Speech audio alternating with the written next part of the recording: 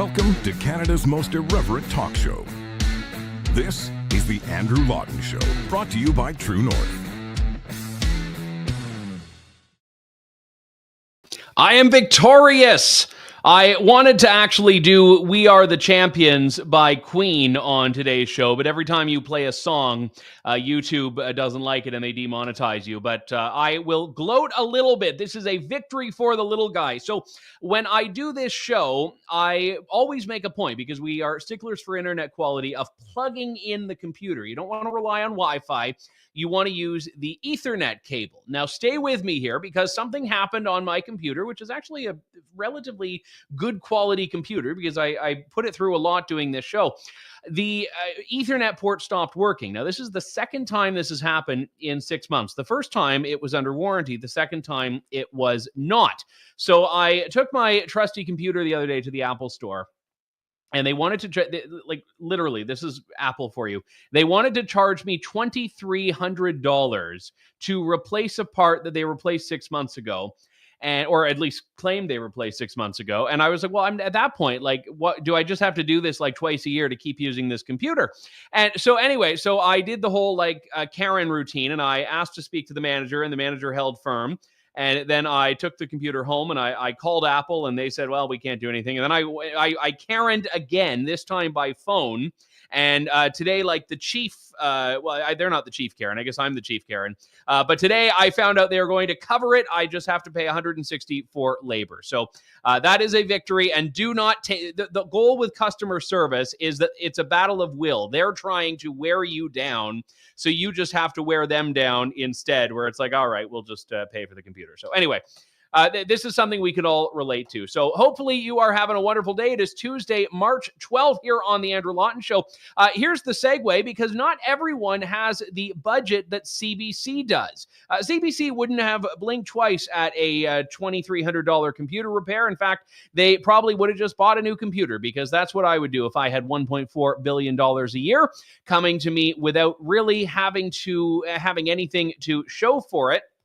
But one of the big points that I wanted to raise here is that CBC has been paying out millions of dollars in bonuses while also crying poverty, basically. You may have seen in the past, Catherine Tate, the head of CBC, who runs Canada State Broadcaster from some fancy condo in Brooklyn, I think, or something to that effect.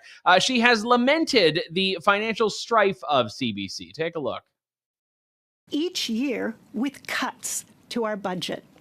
Unlike the private sector, we cannot manage fluctuations through loans or bridge financing. We must balance our budget each and every year. Over the 3 years of the pandemic, as revenues plummeted, most media companies had to lay off staff. We shifted resources to maintain services and to protect jobs. And we benefited from $21 million in additional government funding for each of the past 3 years. But today, our ability to shift resources and find savings is no longer sufficient to meet the growing deficit. Oh, it's so difficult. They start every year with cuts. Well, CBC's budget actually doesn't get cut. That was a bit of misinformation, courtesy of the woman that holds herself up as being the chief, not the chief news reporter, but the head of the agency that presents itself as being the chief news reporters in this country. And we know that CBC is actually laying people off. They did a big round of layoffs in 2023, just before year end, but they also found it in their budget to give $14.9 million in bonuses. Now, that was as of the end of October. It could actually be with the next 2 months of data that number increases. These figures come courtesy of the Canadian Taxpayers Federation, so we thought we'd bring back our old chum, Franco Terrazzano, to delve into this. Franco, quite the scoop you guys have got here. Not hugely surprising, but it does really take the wind out of this big routine they do all the time when they're appearing before MPs complaining about their budget.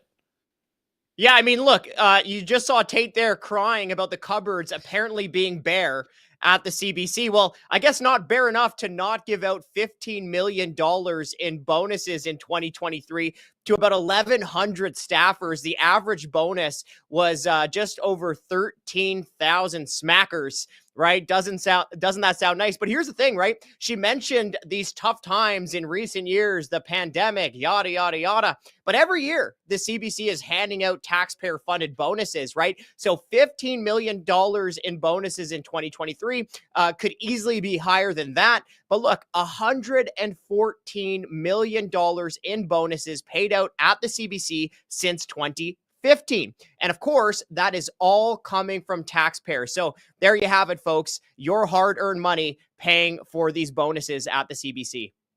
Yeah, that is quite significant. Over the course of just shy of a decade, $114 million in bonuses. We have a budget that really continues to go up. I mean, we're looking at $1.4 billion now. Where is it that she's getting this idea that they start every year from a place of cuts from? I have no idea, Andrew. She must be reading CBC then. I have no idea. I mean, look, another sleight of hand is coming from the federal government when they say that they're finding savings, yet their annual spending is increasing by billions and billions of dollars. Now, look, Tate, as the president and CEO of the CBC, her annual pay is somewhere between $470,000 and $620,000. Now, that includes salary, bonus, other types of benefits. They won't actually say exactly what Tate's annual pay is, but that's the range. So look, Tate should have done the right thing. She should have been at committee and said there will be no bonuses at the CBC. Obviously, she's not willing to end the gravy train. So the question is, who in government is going to do that? Now, the Canadian Heritage Minister, Pascale St-Onge, she should step in. But even beyond that minister, Finance Minister Chrystia Freeland, her budget is April the 16th. In her last budget, she said she would find $1 billion in savings in these crown corporations like the CBC, I believe, over a 4-year period. Well, Andrew, it seems pretty obvious to me that the very first place to find savings is to stop rewarding these failing crown corporations with taxpayer-funded bonuses. Yeah, very well said. Great work on this, Franco Terrazzano. We'll check in with you again in the future, I'm sure. Thanks for coming on. Hey, thanks, Andrew. Yeah, and failing is right. And I just want to make this point here because we're not talking about a network that's being rewarded for being relevant. We're not talking certainly about bonuses that are coming because viewership is so high, ad revenue so high. And it's not even like we're talking about a culturally relevant entity to a lot of Canadians or certainly anyone outside the country. This I was going to play yesterday, and I'm glad we didn't get around to it because it fits in well today. Did you watch the Oscars on Sunday? No, didn't think so. There was some movie about Barbie developing a nuclear weapon that did, I don't know, something weird like that. But there was a whole thing, the Oscars, the world's famous actors descend. They all award each other and compliment each other and presumably make jokes about Trump. And the big focal point is always the red carpet. You walk the red carpet, you shout out, "Who are you wearing? Who are you wearing?" And let's look at CBC on the red carpet at the Oscars. Red carpet is open. You can maybe hear some cheering. We don't have the rights, so that is as close as I'm getting to the red carpet right now. This white wall of canvas. But over there is actually the press center, so I'll be hanging out backstage. I'll be fine. Oh, well, that's nice. CBC sends its crack journalist there who is basically just forced to report on the red carpet from some parking lot across the street. But they let him into the media center at least. So you don't need to shout, "Who are you wearing?" from there. You can just walk up the escalator and try not to get shanked by a homeless guy in Los Angeles. Thank goodness we have CBC with its budget to send someone to cover the red carpet without actually being on the red carpet. That is the CBC experience for you in a nutshell. Now, I shouldn't be too judgmental because I have definitely covered things that I haven't been invited to in the past, but I believe I have more access in Davos when I'm outside the perimeter than Eli seemed to have there. I forget his last name. Eli Glasner, it is. Than Eli Glasner did covering the Oscars. Now, the Conservatives have, of course, been unrepentant on this pledge from Conservative leader Pierre Poilievre to defund the CBC. He has time and time again said that he's going to cut their budget. He even makes that joke, which I heard him make again the other day, where some Canadian family, some newlywed couple is going to go to their new condo in the former Front Street headquarters of CBC in Toronto. But right now, I mean, I'm with Franco. The $15 million is an easy way to find saving. Let's not give executive bonuses to this failing government subsidized outlet. But more importantly, let's just get rid of the whole darn thing. This is not a difficult decision. And by the way, I'm not saying we should shut the doors on CBC. I'm not saying we should lock everyone out. I'm saying just cut their budget down to zero. Let them occupy. I mean, I would say sell them off, but I worry that no one would want to buy CBC. Certainly, there's no business case for it in its current operation. So however you get there, whether you sell it off, whether you just cut the budget, whether you make sure it's no longer a crown corporation, this is absolutely easy. And you know what? Most Canadians would not even miss it. BBC is paid for by a license fee, and this is something that people have to, and they periodically complain about it. Like, you could be sent to jail if you don't pay your license fee in the UK. But BBC, whatever issues I have with its editorial bias, is actually a much higher quality outlet. It's a much higher quality network than CBC. You look at legendary programs that have come out of the Beeb in a way that CBC has not. CBC has given you Little Mosque on the Prairie and Being Erica, which I know are tremendously culturally relevant years later. I will say Schitt's Creek is a bit of a win, but you know what? I'm convinced Schitt's Creek could have been done and would have been done by the private sector had CBC not been there. So with $1.4 billion, they aren't even performing well, but they are certainly patting themselves and each other on the back, as these executive bonuses indicate. So I think, if anything, Poilievre's pledge to defund them will probably find, it'll be an easier sell to Canadians when more stories like this come out. We are going to pivot from CBC to BC here, because you may have caught this announcement last week from the RCMP that they had seized large quantities of drugs, which, I mean, it's BC, Kel-Surprise, but 10,000 prescription drugs that had been originally distributed through government safe supply programs, so-called safe supply programs, and we can get to that shortly. But these drugs were put out through this channel, and then they were diverted and end up in the hands of organized crime, which are, of course, selling these opioids for profit. Now, following this, we have the Premier of British Columbia and the Attorney General and Solicitor General of BC saying, oh, we've never really seen evidence of too much diversion. It's all just no big deal here. That was effectively Premier David Eby's point on this. But diversion has been something that critics of these so-called safe supply programs have been sounding the alarm about for quite some time. One of these is journalist Adam Zivo from the National Post, who joins us once again. Adam, good to talk to you. Thanks for coming back on. Thanks for having me back on the show. So how does diversion work, first and foremost? Because I know this is something that people that have, blissfully not been in this world might not realize or understand. Well, so Safer Supply is a program where we give out free pharmaceutical opioids and stimulants as a way to dissuade people from using the illicit street supply. So, for example, if you're addicted to fentanyl, you don't know what's in it. It could be contaminated with benzodiazepines or xylazine. The dosage is unpredictable, so you could easily take too much, which causes you to overdose and die. So the concept behind Safer Supply is that if we give you government-funded drugs, that you'll know what you're getting, and therefore you'll stay alive until you can seek treatment. And that sounds great in theory, but in practice, a significant portion of those drugs are actually sold on the street so that drug users can make money to buy stronger illicit substances, which means that not only are we not mitigating the substances in that market, we're actually subsidizing it and flooding these diverted drugs.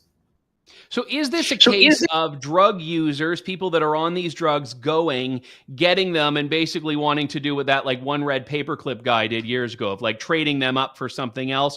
Or is it people that are, for whatever reason, not drug users that are being co-opted or paid to go into these programs and pose as drug users? Or is it a bit of both?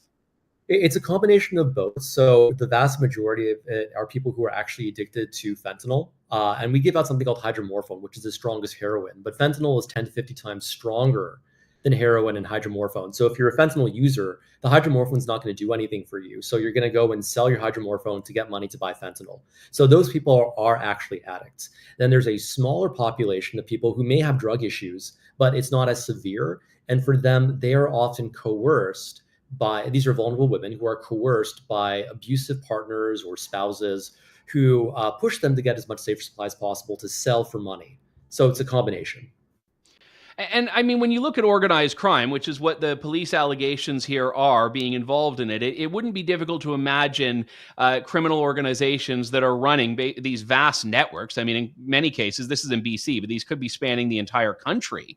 And it seems to be really unbelievable for the province to come out and say, well, we've not really seen any evidence of this, when police have literally made that claim days earlier. Well, here's the thing. I've been hearing about organized crime's involvement in this market for about a year now. I heard it when I was doing my initial report based on interviews with 14 addiction physicians, and that report came out in May. Then I interviewed another addiction physician who prescribed Safer Supply in Victoria, and she said, yeah, we're aware of the fact that organized crime is involved here too. Then last July, I interviewed former drug users in London, Ontario, and one of them said, yeah, he just got out of jail. He knows that organized crime is involved because his associates are in organized crime and they traffic Safer Supply. And then last October, I went and basically did an investigation on Safer Supply trafficking on Reddit and found dozens of examples of thousands of pills being sold online, originating from Safer Supply, validated with Safer Supply prescriptions. And it's obvious that if you're trafficking to that degree, that there's an element of organization there. And then on top of that, I even interviewed one drug dealer who I was able to locate through this investigation, who confirmed how this all works. He mentioned that you would have criminals put together teams of, let's say, 5 or 6 Safer Supply clients, and then that criminal would go and buy up all of their supply, get 1,000 pills in a week, and then ship it all over Canada. So we know this is happening. And then in January, or rather early February, the BC government came out with a report based on extensive interviews with clinicians and drug users across the province, and they concluded that diversion was a common occurrence. And then last week, the RCMP at the lower level did 2 big drug busts where they found thousands of Safer Supply pills that had been sold. And these frontline police officers are saying that organized crime is involved. But now that there's political pressure here, all of a sudden, the top level of the RCMP is spreading this new narrative, which is completely at odds with all the other information that we have out there, which to me would raise concerns about the politicization of the leadership of the RCMP. Yeah, and I've been obviously, I think, giving a fair bit of deserved criticism to the BC government here, but the federal government is not immune from this at all. And I know you've written about this, where activists or experts rather in this space have brought their concerns directly to the federal government, and basically they've fallen on deaf ears. Well, yeah, I mean, look, right now the Minister of Mental Health and Addictions is Yara Sachs. She is not competent to be in her position. She just comes from a background where she was a yoga teacher, and then she was the head of some mental health nonprofit. I mean, we got a yoga teacher in charge, and we've got a former drama teacher in charge. Maybe not the best team to be handling a high-stakes initiative like this. And a team of 17 addiction physicians, many of whom are highly respected in their field, tried to write a public letter to Yara and said, we have concerns. We are seeing mass diversion in our practices. We are seeing people relapse because of Safer Supply in our practices. We have some very moderate recommendations on how you can reform this program so you can keep it in some aspect, but make it much more responsible and much less harmful to surrounding communities. And she ignored them. And after she ignored them, they found more signatories. So there was now another open letter with 35 signatories. It came out, I believe, in late October, early November. And she ignored that too. So then they sent a third letter, and then she finally responded. She gave them 30 minutes of her time in January, which is nothing. And she changed the timing right beforehand, which suggests that they either, that they weren't really valuable. And they gave her a presentation that was very firmly based in evidence. These highly experienced addiction physicians. And I reviewed the slides that they showed to the minister. It was all solid material. It was all thoughtful. None of it was alarmist. All of it was based on evidence and strong reasoning. And she never responded. And then a few weeks later, told the Canadian press that criticism of Safer Supply is unfounded and based in fear and stigma. And so she's essentially arguing that these addiction physicians who went into this field to help people who are struggling with addiction now have some giant fear and stigma directed towards their clients, which doesn't make any sense at all. One of the things that I wanted to raise on this is that obviously, if you do have organized crime co-opting this system, as you've certainly laid out the case for, we're going to see more people using this than would otherwise be eligible or drawn to it. And the problem is that the people that are all in on this see increases in usage as being a positive, because they say, oh, well, great, more people are using this program. That's what we want. So there isn't really an incentive for them to face the fact that it's not working, and face the fact that even if you believe in the core essence of what safe supply is supposed to be, which is dubious, the diversion problem isn't really being caught by them. Well, for them, many of these people think that diversion is totally fine because they want to flood the market with quote unquote safe. Because organized crime is selling the safe government approved drugs. Is that the argument? Because they say, look, if people buy these diverted pharmaceutical drugs, at least it's not something that was made in someone's bathtub, and therefore it's safer for them to use.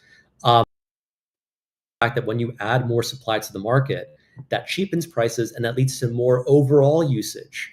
And you can't just expect to replace the entire illicit supply with pharmaceutical opioids. That's not going to work. That's not what we're seeing in practice today. What happens is that the people who are using the street fentanyl, car fentanyl, they just continue using that. They don't want the pharmaceutical opioids that we're giving to them. So this idea that we're keeping people safe is really naive.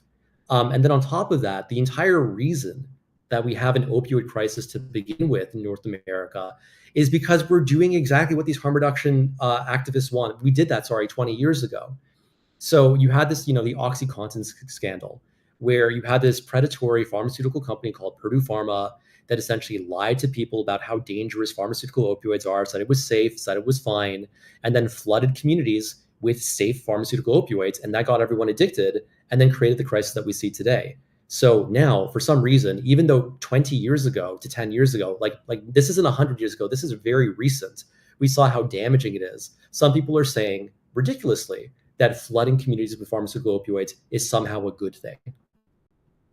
Wow. Well, very, very well put, and good work on this, Adam Zebo from the National Post. And I should also plug, you are the founder and director of the Center for Responsible Drug Policy. What's that about? It's a new organization that I launched about a month ago, that is focused, as the name suggests, on pushing Canada towards more responsible drug policies that rein back some of the excesses that we've seen in recent years. But at the same time, we are cognizant of the fact that the war on drugs rhetoric that we saw in the 80s and 90s doesn't work either. So we're basically trying to chart a middle path that doesn't just rely on incarcerating drug users, that is actually empathetic to their needs and focuses on addressing why people do drugs and investing into mental health and housing. But at the same time, saying that maybe it's not a good idea to give everyone free drugs to destroy themselves, and maybe it's not a good idea to decriminalize drugs without investing into treatment and recovery. Very, very well put on that point as well. Adam, thanks very much. Thanks for having me. Thank you. And I should say, I wholeheartedly agree. The criminalization approach doesn't work. Now, this is where my inner libertarian comes out, because if you were to talk about what you actually believe as far as whether drug use should be a choice that people can make, I think most, pure libertarians will say, absolutely, yes, you should. But when you cannot separate drug use from criminality, and I don't mean by criminalizing drug use, I mean by all the crimes that are related to people that are often suffering from addiction, property crime, which is massive, vandalism, and then, trespassing and all of these things. And trafficking, of course, then you get into a much more dicey territory. And yeah, locking up drug users is not stopping the problem. Otherwise, it would have been dealt with in the 80s, as Adam said. Locking up drug dealers hasn't even really worked, because that's been the attitude that they've taken in a number of jurisdictions. So then you look at, okay, what is the way forward? And to be honest, I think the most sensible approach that I've seen, and it will take some time to see whether it bears out, is what Alberta's doing, which is saying that, we'll give you this option, which is treatment, and it can be forced treatment. But if forced treatment is an alternative to being prosecuted, then look, you're still going to get some absolute you're going to get some pushback. We're seeing this, but the problem is the pushback is not coming from people that are making a libertarian argument that, my body, my choice. The pushback is coming from people that are effectively normalizing drug use. They want to normalize that, and they don't actually think that the state has an interest in trying to push people out of that lifestyle. So it's a fascinating discussion, one that I've only started immersing myself in within the last year or so, but we'll certainly see more instances of it as it puts itself on the political agenda. And I guess I should say we have a couple of clips. I will just play either one of them. Sean, you know which one's better than the other one, from Conservative leader Pierre Poilievre on this.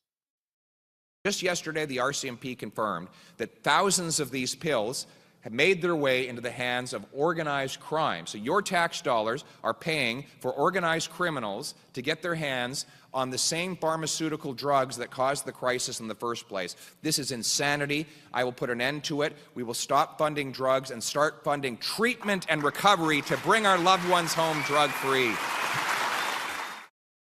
I've got an eye roll emoji from someone displeased with my commentary on this. Like I said, my radical libertarianism sometimes rubs people the wrong way. Although in this case, it might not. It might be the other way, the other direction of the complaint. But nevertheless, I mean, Poilievre. So I do know, and I've been told that Poilievre has quite a good relationship with Danielle Smith's chief of staff, Marshall Smith, who himself is a former, you're always an addict, I believe, but a recovered addict, and he was a drug user, and he's actually been quite an instrumental force in pushing the Alberta approach. And I understand Marshall Smith and Pierre Poilievre have spoken quite a bit about this. Now, mostly provincial. That's the issue, is mostly provincial, but it would be interesting to see, especially in light of what Poilievre said there, what the federal government's approach on this would be with a conservative government in place there. So the reality is, we'll play that other clip now.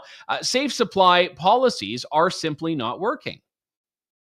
We were told that decriminalizing crack, heroin, cocaine, and other hard drugs was proven by all the experts to work. And then if we added to that taxpayer-subsidized opioids, which they called, ironically, a safe supply, that somehow this was going to protect addicts from overdoses. What has happened? The data's in, the debate is over. We've had 40,000 overdose deaths in the last 8 years, a 200% increase. And where these policies have been tried most enthusiastically, the results have been the most horrifying. And that is the point I've stressed on the show in the past. No one can look at British Columbia, which has been, look, whatever people think about British Columbia's approach to this, it's actually been very useful because BC has turned itself into a provincial laboratory. It's turned itself into a testing center where we can look at this approach and see if it's working. And I'm sorry, but there is not a single metric, a single argument you can give for British Columbia faring better on these issues because of its approach. If anything, it's worse. Now, some people would say, okay, well, that's just because British Columbia has a bigger drug problem in general, but certainly you cannot say that this permissive approach, the safe supply approach, I remember when supervised injection sites were controversial, and the activists used to say, well, it's not like we're giving them the drugs, they're bringing their own drugs, and now that wasn't enough. Now we are, in fact, giving them the drugs, and it simply is not working. And that's why British Columbia is seeing this time and time again. Now, we're going to move on from this for now, but I do want to talk some more about Bill C-63. Now, this is the Liberal government's Online Harms Act. It's the bill that, among other things, reintroduces Section 13 to the Canadian Human Rights Act, which prohibits online hate, hate being subject to a definition provided by the federal government, and one that will inevitably and invariably censor what you can say, and by extension, what you can read online. Now, Margaret Atwood, who I disagree with on a fair bit of stuff politically, but Margaret Atwood decided to weigh in on this. The author, I'm actually watching with my wife now, The Handmaid's Tale, which I had avoided assuming it would be excessively preachy, but the first few episodes have not actually been all that preachy, and I'm enjoying it so far. But Sean says he likes The Handmaid's Tale too. All right, well, Sean, we'll have to do a viewing party. I mean, we work in different cities, so it might be difficult. But anyway, it was a nice gesture on my part. The Handmaid's Tale. Wait, no, we're not talking about The Handmaid's Tale. Margaret Atwood. There we go. Thanks for bringing me back on track. Margaret Atwood says, if this account of the bill is true, it's lettre de cachet all over again. The possibilities for revenge, false accusations, and thought crime stuff are so inviting. Trudeau's Orwellian online harms bill. Now, by the way, the lettre de cachet she's talking about, that's a reference to arbitrary whims by the Le Roi de France, by the King of France, that basically were judgments that could not be appealed. So she's talking about the edicts that will invariably come down from the higher authority that is the Canadian Human Rights Tribunal, the federal government, the list of things you can and can't say that will become foisted upon Canadians. Now, Margaret Atwood, I'm glad she did that. I'm glad she wrote about that. Now, she then got a response from the Justice Minister, Arif Virani, who didn't like that Margaret Atwood had tweeted out criticism of his bill. And I forget, we don't have the graphic of his response because I actually didn't see, I don't follow Arif Virani on Twitter, I guess. I didn't follow Margaret Atwood either, but that one broke into my bubble. But he says it does not include content that's awful but lawful. It includes expressions of detestation and vilification. It does not include insults, offensive comments, or jokes that are not very polite. He says that, but there's no way he can actually make that statement because we don't genuinely know what will be captured by this bill and what won't be. A lot will be subject to regulations. It will be subject to decisions made by adjudicators on the Canadian Human Rights Tribunal, which, yes, you can say, all right, well, we can appeal this to the Supreme Court and get judicial review and all of that, but he cannot actually make the claim that it won't cover content that you'll hear that awful but lawful. Well, yes, I mean, technically the bill will only cover things that aren't lawful, but that's because it will be under the bill's authority that adjudicators determine for themselves what is lawful and what is not. So there's a bit of a circular logic taking place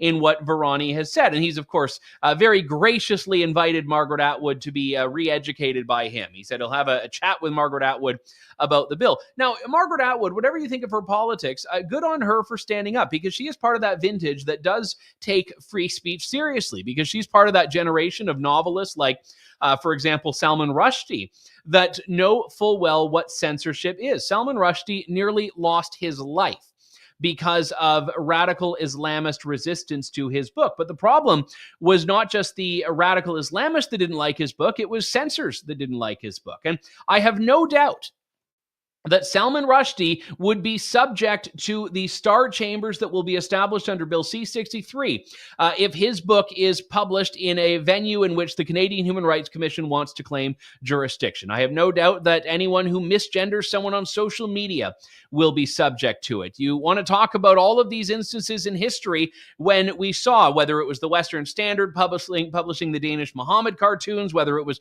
Mark Stein's book, America Alone, all of these things that were targeted by human rights commissions in the 2000s and before will be targeted once again, but I think we will even from there expand what people are trying to capture. And we are just supposed to be so hopeful that the Human Rights Commission will exercise this authority judiciously and responsibly. And that's basically the government's argument here. Just trust us. And one of the most insidious aspects of this bill has been that the government is pushing all of this very controversial, very contentious stuff. And they're doing this while also claiming that this bill is really about protecting children. They're doing some tremendous gaslighting here. They're saying that this is all just to protect children from online exploitation. Yes, there are sections of the bill that does that. Those would be uncontroversial if they were passed on their own, I believe. This is a point that was raised by Peter Menzies in the Epoch Times. He is, he's been on the show before. You know who he is. He's a legend, but he is also a former vice chair with the CRTC. Peter, it's good to talk to you. Thank you so much for coming back on today. Oh, thanks for having me. It's always a pleasure. Do you think the government is trying to just do this all in one fell swoop because they think that these things belong together? Or do you think that the child exploitation stuff is really the political cover for the online censorship provisions? I have no insight into their thinking. I wish I did, and I could answer that way. It appears that they have bundled a whole bunch of things into something because they couldn't do them the way they originally wanted to do them, which was all going to be through the Digital Safety Commissioner, the digital czar, if you wanted to call it that, the digital version of the CRTC for oversight. That got so much pushback from the public and various platforms that described it at various times as similar to what is used in Iran or North Korea or China, and those statements I don't think were hyperbolic, because they actually were. So I think what they did was they tried to divide it up into certain into these different portions, these sort of three areas, and then, of course, as you were just discussing, get the Human Rights Commission to do what they figured out that they couldn't legally do through the creation of the Office of a Digital Safety Commissioner. And explain that part to people, because I haven't covered that as extensively on the show. What that Digital Safety Commissioner is supposed to be as the government envisions it with C63. Well, the simplest way to put it is that it's an oversight body that looks over how the platforms conduct their business. Now, having co-authored a paper that called for something not dissimilar from that, and it imposes a duty of care. It, in fact, imposes 3 duties of care, but we don't need to get into those specifically, on the platforms to make sure that they perform responsibly, essentially, that everything, each of the harms that it points to are already things that are illegal for the most part, and they're designed to protect children from being exploited, from people being embarrassed, from people being victims of extortion, through other things like recruitment for terrorism, child pornography, child sexual exploitation, a number of things that are already illegal. And that for the most part, in fact, entirely, as far as I know, the platforms have been working for years to make sure don't get posted on their websites at all. So it's kind of double coverage. I don't mind the duty of care thing at all, because, after all, these are very powerful, almost monopolistic platforms, and somebody's got to have some oversight somewhere, making sure that they aren't being run by Bond villains. That Mark Zuckerberg is, and this is where I was disappointed. I thought there should have been a duty of care to ensure free speech in an unbiased fashion. Right? Some people suspect Mark Zuckerberg of being a closet leftist who's suppressing right-wing views. Currently, the same view was held, or previously the same view was held over Twitter. Now the left seems to think that Elon Musk has let extremists of all kinds run amok on X/Twitter. There needs to be somebody overlooking that to make sure, like I said, essentially Bond villains is the best description of it, that people are behaving responsibly and using and not abusing their power. But and I know other areas are a real problem. Yeah, and it gets away from C63 somewhat, but I don't think hugely. We've already seen through C18, which was the Online News Act, how Facebook chooses to respond to what it believes as excessive regulation from the government. In this case, the government was saying that they would have to compensate news companies in Canada, and Facebook decides, all right, we'll just ban news in Canada. Now, I don't know if Meta, the parent company of Facebook, would, in response to C63, say this isn't worth it and just pull the plug and say Canadians can't use Facebook at all. That does seem extreme, but it's possible that they may just say, like, we just don't want to even deal with this. Yeah, they could, but I really don't think they will, because basically I think they're probably pretty happy. There have been no statements from them yet that I'm aware of, but I think the platforms are probably reasonably happy. They've been kind of looking for some kind of consistent global regulation to help them get their affairs in order so they know exactly what the rules are. And like I said, they're all, just about everything they're being asked to do, they're already doing. So I don't, there on the child stuff or on the hate speech stuff? Because I wouldn't say they're doing it on the hate stuff, because their threshold is much different than I think the government's is going to be. Well, that's where we're going to get into, when you get into the meat of the matter and the regulations. So, I think it'll be very important to have a look at what these regulations are once that part of the bill gets passed. Hopefully the government will step away from the Human Rights Commission one, which is the one that's going to be used to basically harass people online and cost them money and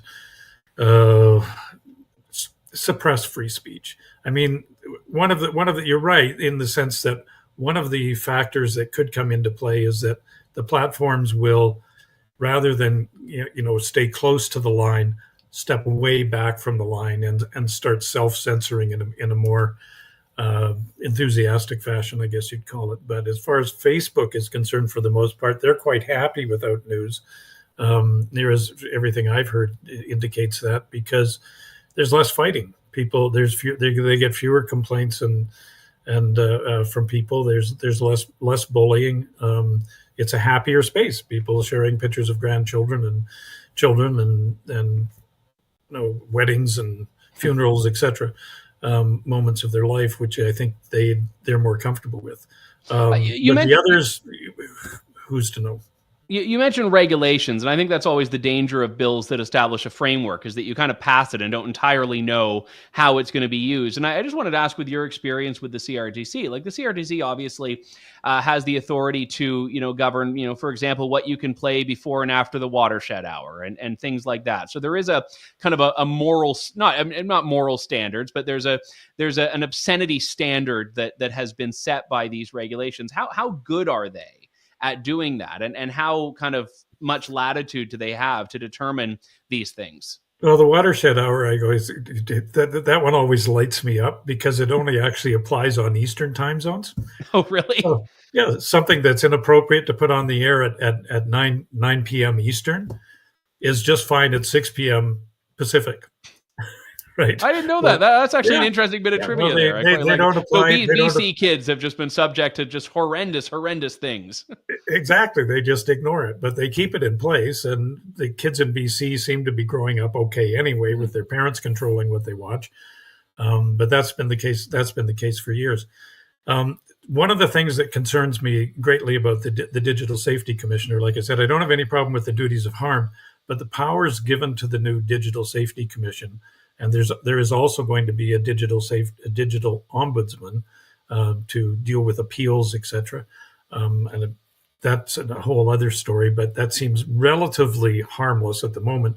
But with the Digital Safety Commissioner, the powers are extensive, and the opportunity for the Digital Safety Commissioner's office to expand its turf going forward appears endless. And that's really, really worrying, because all of these it's human nature in almost any business for people to seek to expand their turf and their power and their influence and their importance and the number of cool conferences they get invited to and speeches they get invited to make. It's just human nature. So giving them that much power, that worries me, because there should be a firm fence around how much power they have. And like I said, with the watershed hour, how good are they at it? Well, not that good. All right. Well, fair enough. Peter Menzies, former vice chair of the CRTC, and also fantastic contributor to a number of places. The Macdonald-Laurier Institute. You have a great piece in the Epoch Times on this as well. So thank you very much, Peter. Always good to talk to you. Thanks a lot, Andrew. Good to talk. All right. That does it for us for today. We'll be back in just 23 hours and 15 minutes with more of Canada's most irreverent talk show, The Andrew Lawton Show, here on True North. Thank you, God bless, and a good day to you all. Andrew Lawton Show. Support the program by donating to True North at www.tnc.news.